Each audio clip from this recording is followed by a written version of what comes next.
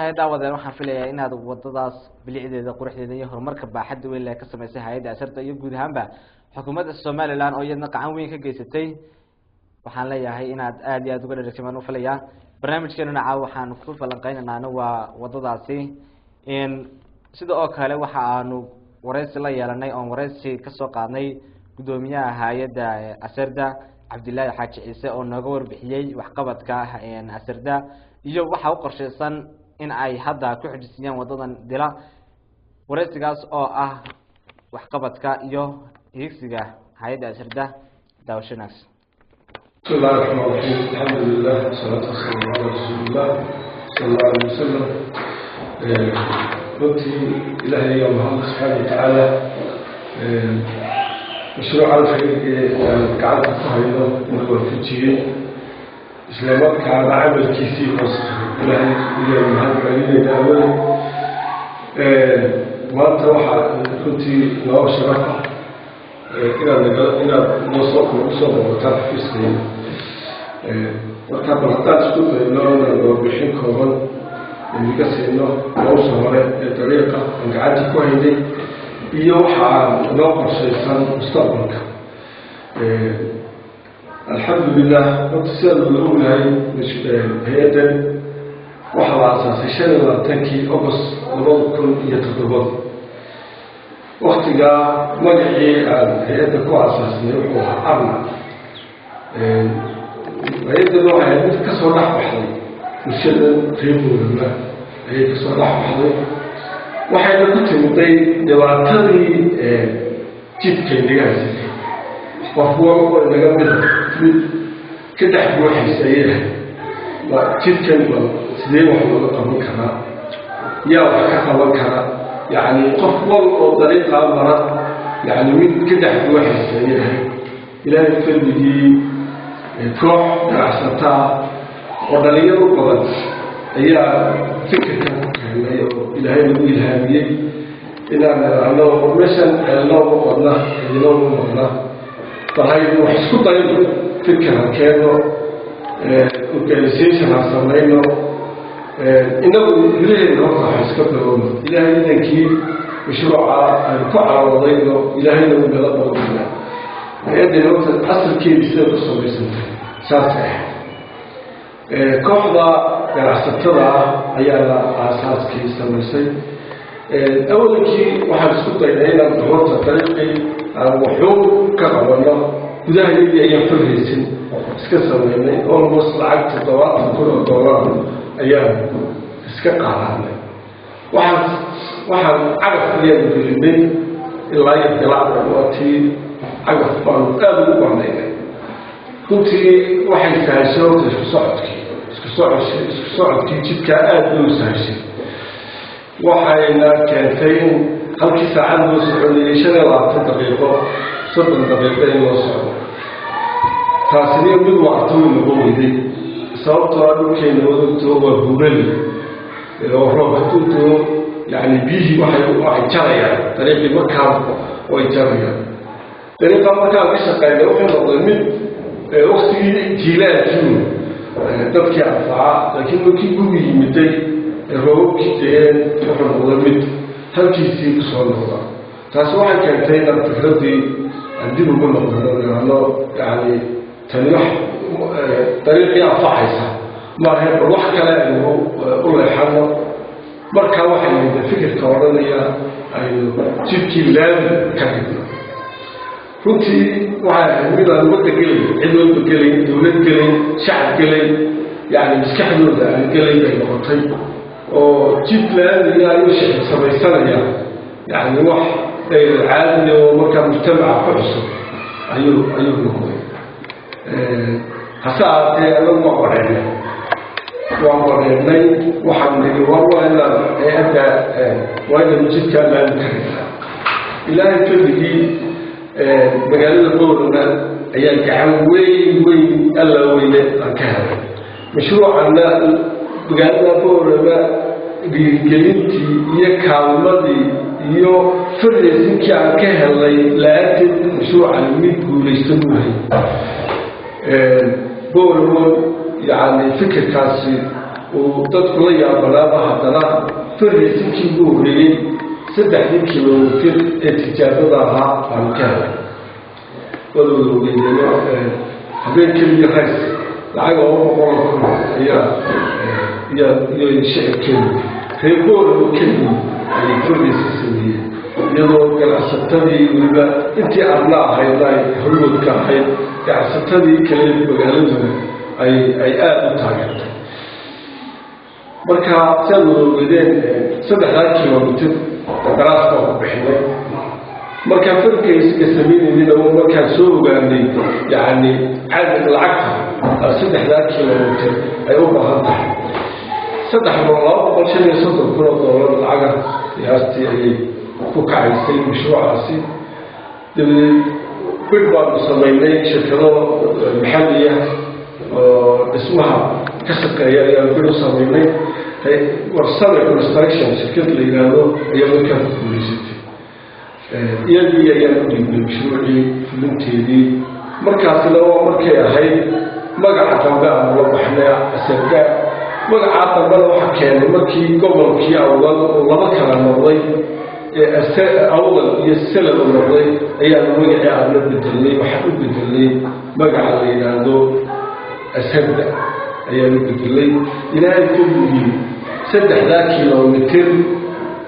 كلا يضو حكم بحين وكل يوم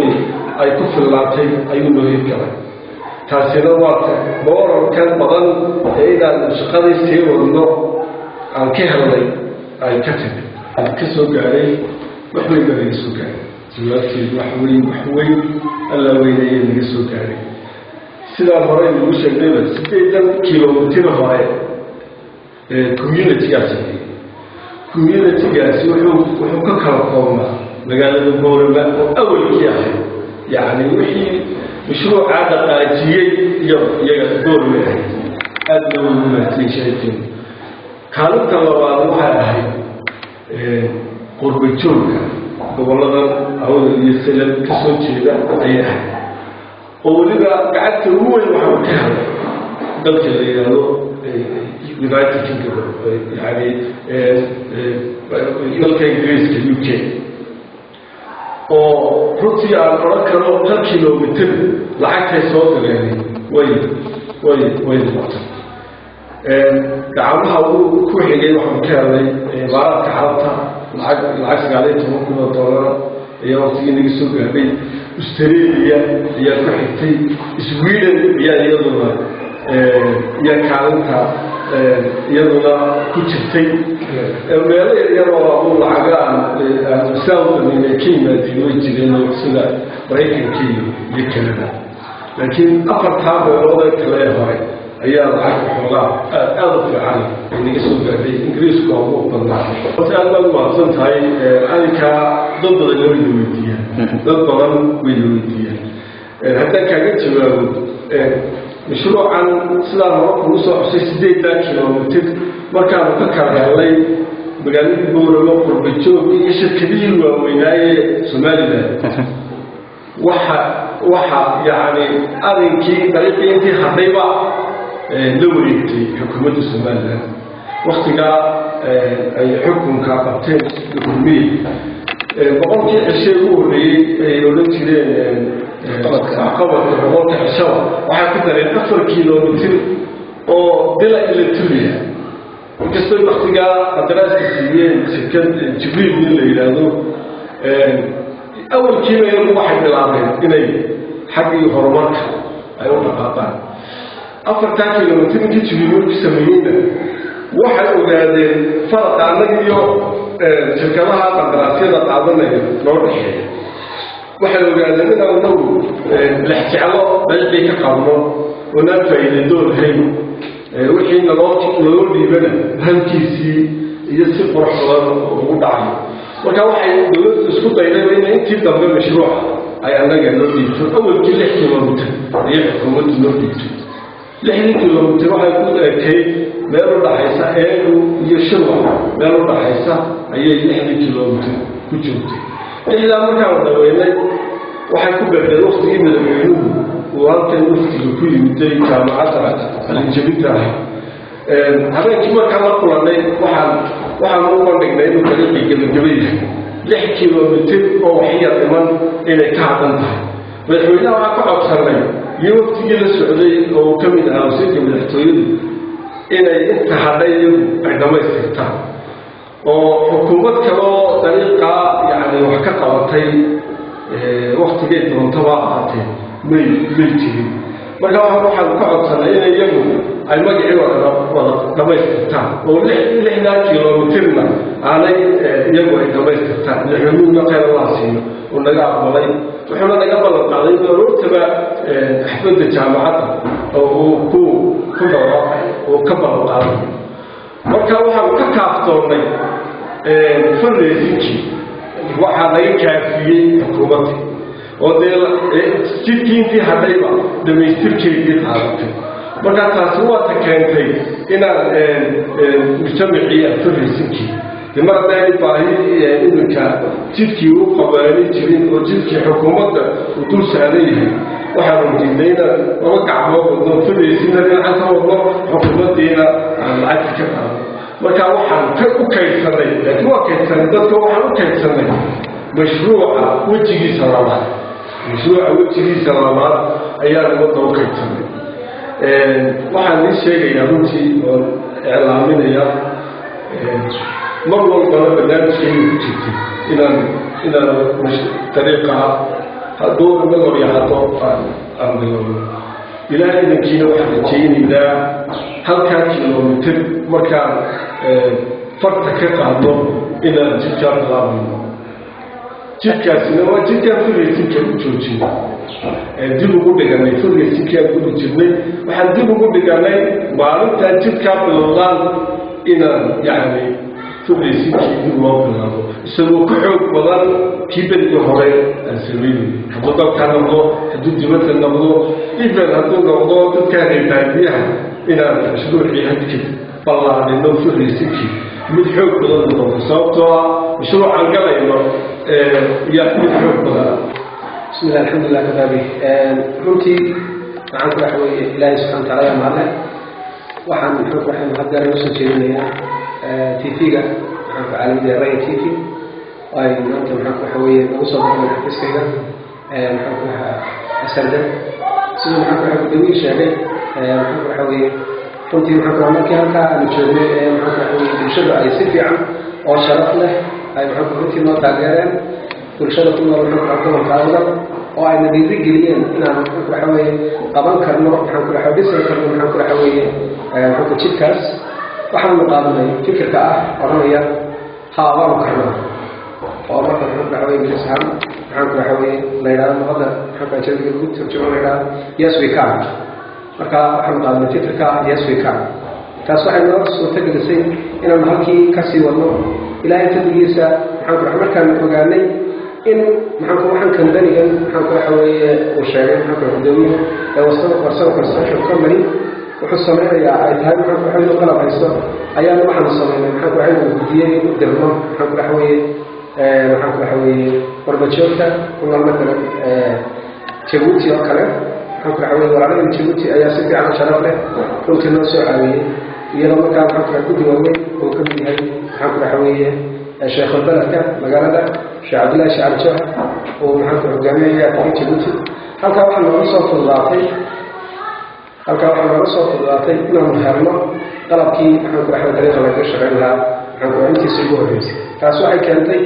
إن أنا أقول فكرها أن أقولنا إن المصممين كرهنا طريقي أو أن محمد أحمد قعم غيره أنا خطاب كرهنا ومعي واحد من هذه الفكرة بدل ورمتي مكتورة نجاحني iyo waayaanimo badan ayaan ka helay intii maxaan ku xaweeyay kandaniga saddex kilomitir wari taas waxay keentay maxaan ku xaweeyay markii ay iskaashadeen bulshadii oo iyagu gacantoodii lagu taageeray oo maxaan ku xaweeyay tii oo la kala taagan iyo qalabkii oo la inaan dhalay ka dhigno 7 kilomitir oo hadda ku jooga oo marka laga daro dhinaca goran taas maxaan ku xaweeyay maxaan ku xaweeyay talada ay mareysay ayaa waxaan maxaan ku xaweeyay bulshadii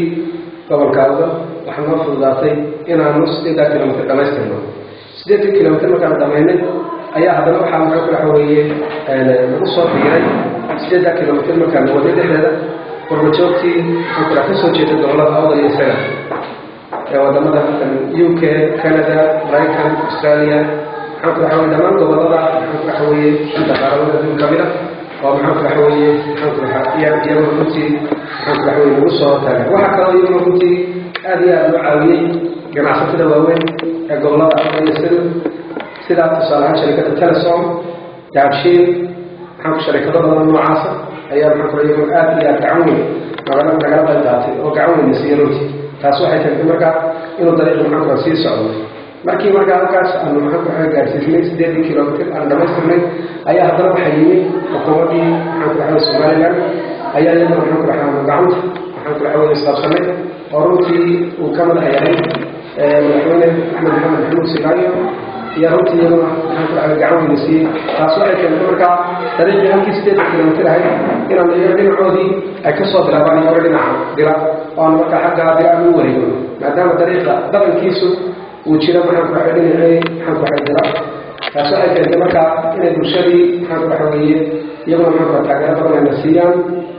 runtii bulshadu markii ugu horreysay maxaan ku dariiqa bilaabay dadka qaarkood riyay la ahayd oo waxay islahaayeen kolley sidii afrikaanka lagu yaqaanay marka wax la bilaabo dariiqu iska joogsan doonaa oo maxaan ku dhaxay kolley uxuunba maxaan ku dhaxay si noqon doono niyaddii wanaagsanayd iyo maxaan ku dhaxay guddiga maxaan ku dhaxay asarga oo runtii ah maxaan ku guddi lagu hiran karo ayo maxaan ku dhaxay dawladda iyo dadweynaha inuu gacanta isqabsanayo waxay keentay inuu maxaan ku dhaxay maanta maxaan ku dariiqa ugu dhamaystir aad iyo aad ugu dhow yahay 1 kilomitir keliya maaha runtii markii maxaan ku dhaxay aan xagga ka soo bilownay dhinaca maxaan ku dhaxay dila waxay maxaan ku dhaxay keentay iyadoo aan laga yeelata bulshadii oo dhan sideeda nolosha kaas hadday tahay maxaan ku dhaxay maxaan ku dhaxay dadka community-ga oo wadada dhinacyada degan hadday tahay maxaan ku dhaxay gaadiidleyda cid kasta oo maxaan ku dhaxay wax ka qaban karaysay maxaan ku dariiqa waxaan runtii maxaan ku dhaxay u soo jeedinayaa maxaan ku dhaxay mahad gaar ah cid kasta runtii maanta ma wada tali karayno cid kastoo dariiqa wax kaga qayb qaadatay laakiin cid kasta ilaahay subxaana watacaala ayaanay maxaan ku dhaxay waxba maxaan ku dhaxay iskaga qaldamaynin subxaana watacaala marka cid kasta oo dariiqa wax ka qaadatay runtii mahad gaar ayaan usoo jeedinaynaa markii maxaan ku dhaxay dariiqii halkaa dhinacaasha aanu ka soo bilownay waxaa noo fududaatay inaan maxaan ku dhaxay runtii maxaan ku dhamaystirkii dariiqa aan halkaa ka soo bilowno oo aan maxaan ku dhaxay dariiqii sidaa usoo wadno maalinta meesha aanu marayno gaadiidleyda maraysa iyo cid kastoo maraysa waxay maxaan ku dhaxay lala garab taagnaayeen ducadooda iyo hiidiyahoodooda iyagoo aad loo dhiirigelinayay sababtoo ah waxay arkayeen in shalay halkii maxaan ku dhaxay dariiqu joogay uu maanta dib uga soo dalkay oo xagga booraba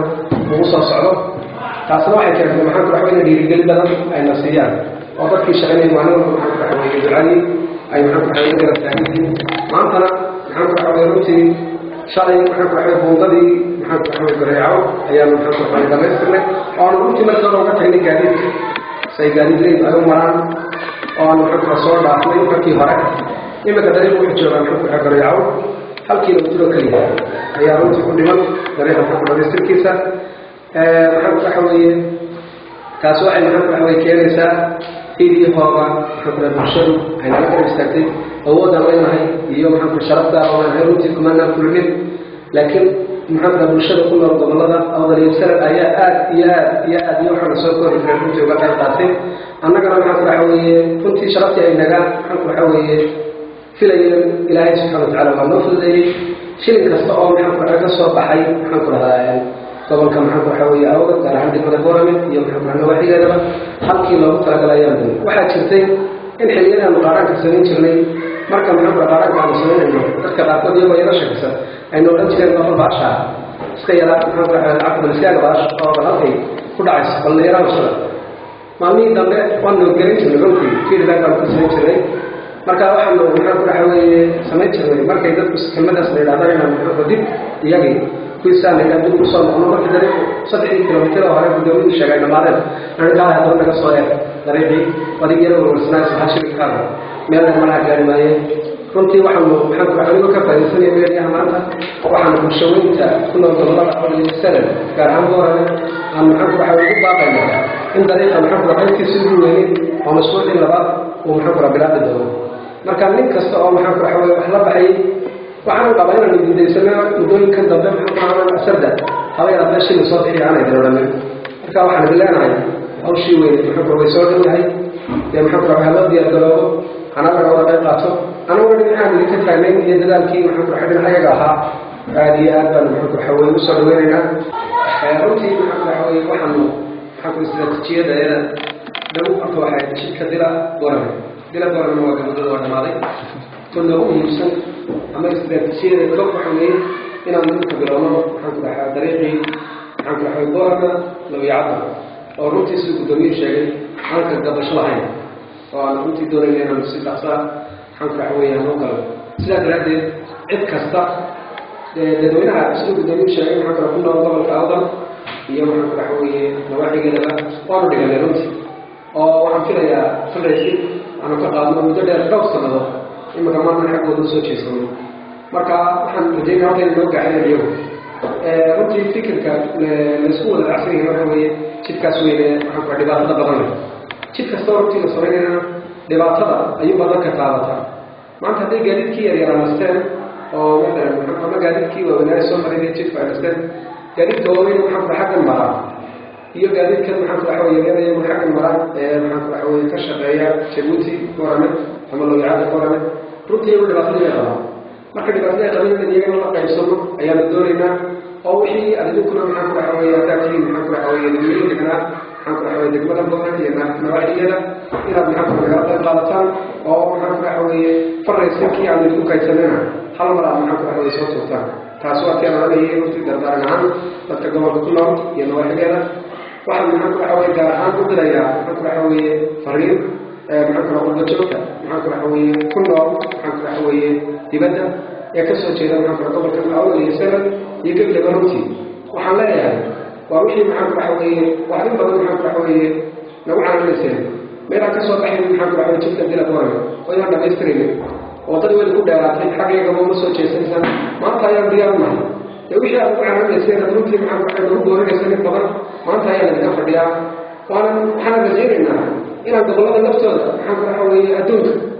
hadday tahay maxaan ku dhahay Yurub hadday tahay maxaan ku dhahay America Canada iyo Australia iyo Afrikada maxaan ku dhahay kalaba inaanu tirtasiino oo qof kastaba wixii uu maxaan ku dhahay dawga kala baxay aan waxaas oo maxaan ku dhahay hebel nagula soo baxay oo maxaan ku dhahay dariiqii ku darsaday waxaan rajaynayaa maxaan ku dhahay asadana inaan ka wada xooleeno wadareemaysa wixii hore aan soo baxnayba halkay garan inta kale oo ka balan qaadayna waxaan leenahay gacmaha isqabsano halkii aan ka sii wada nahay hooba nagula soo duceeyay Ilaahay subhanahu wa ta'ala waxay nagu asturo maxaan ku dhahay si niyad san ah maxaan ku dhahay Allah ku soo maxaan ku dhahay faraysiin ka dambe waana mahadsantiin assalaamu calaykum wa rahmatullaahi wa barakaatuh waa tahay daawada waxaan filayaa inaad aad uga bogateen warbixinta guud iyo wareysiga la yeelanay gudoomiyaha hay'adda Asarda Cabdillaahi Xaaji Ciise oo aan halkan ugu mahad celinahay guud ahaan hay'adda maxaadanay Asarda oo u heelan markasta inay horumariso wadooyinka dalka Soomaaliland haddaynu intaa kaga imanno wadadaasi oo barnaamijkeena caawa aan kusoo qaadanay hanaqaad barnaamijkeena ayaa intaas kusoo afmeeraya waxay diidadiinayaan anigoo aan Nuruddin Cabdillaahi Dugsiye waa kamaradii Cawaale Cabdi Cumar sidoo kale waa habeyntii isku dubaridkii Engineer Roble Maxamed Cawaale waxaan ka tagayn uga mahad celinayaa agaasimaha guud ee telefishinka Rayo Shabcaan Cilmi Cumar iyo tafatiraha guud ee Rayo TV Muxidiin waxaan intaas ku saafmeeyaa barnaamijkeena hanaqaad intaaynu ku kulmi doono barnaamijka xiga waxaan idiga tagayaa sidaas iyo nabad geliyo